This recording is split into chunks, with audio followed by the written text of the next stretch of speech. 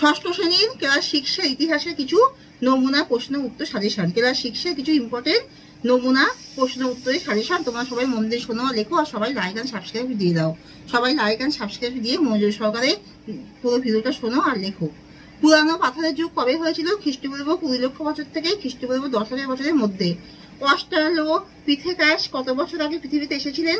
Australopithecus 40 লক্ষ থেকে 30 লক্ষ বছর আগে পৃথিবীতে এসেছিলেন।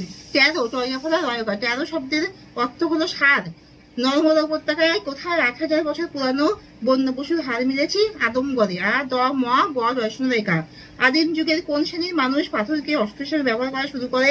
হোমো হাবিলিস শ্রেণীর মানুষ। কত সালে মাটি খুঁড়ে মুনসুগি উপত্যকার পুরানো পাথরের যুগের হাতিয়ার পাওয়া যায়? 1983 সালে। আদিম মানুষ কিভাবে সভ্য হয়েছিল? নিজের বুদ্ধি আর পরিশ্রমের জোরে।